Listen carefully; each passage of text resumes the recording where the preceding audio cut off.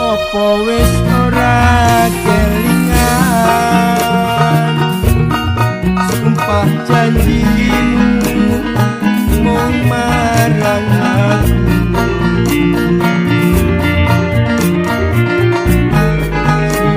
sinten rembulan jarine tresno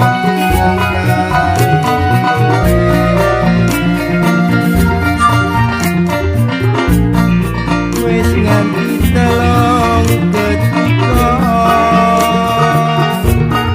nanging sliramu ora kirim warta bareng saiki wis teka kowe malah gandeng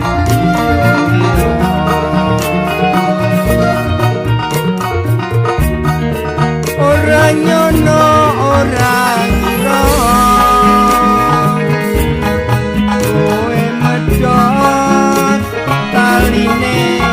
asmara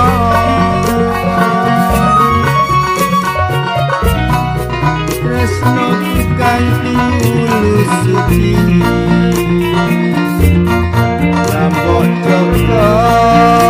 malah mbok lenjani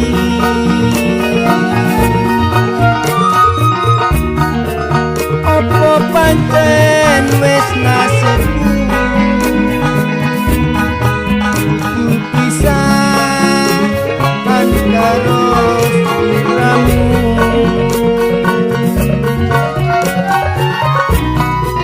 nadyan apa jroning ati nanging aku ra bisa ngerti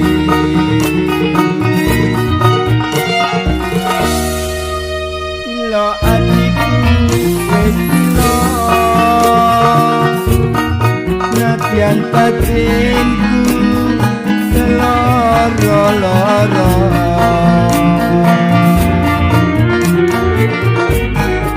nanging aku ragu mergo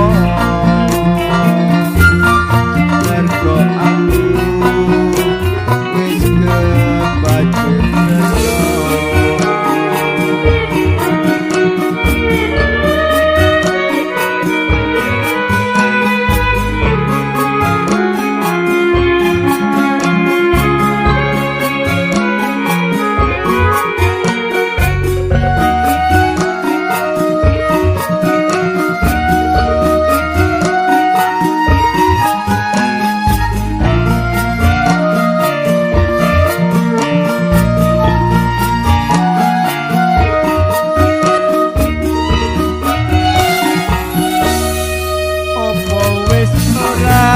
kelingan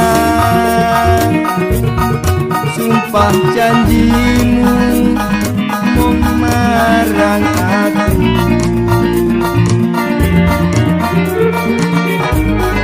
sinten bintang rembulan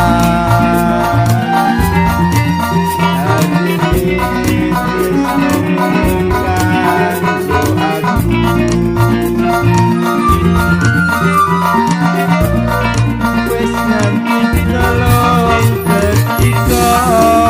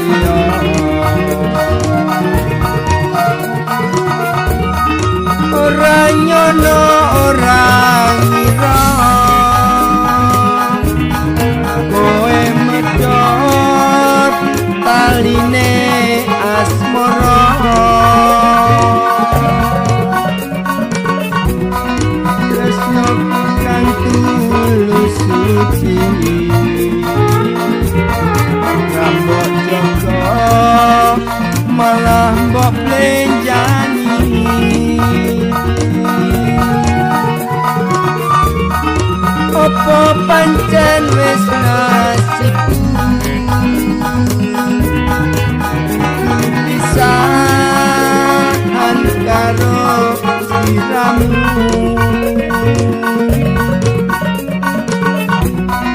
nadyan apa jroning ati nanging aku ra bisa ngonteni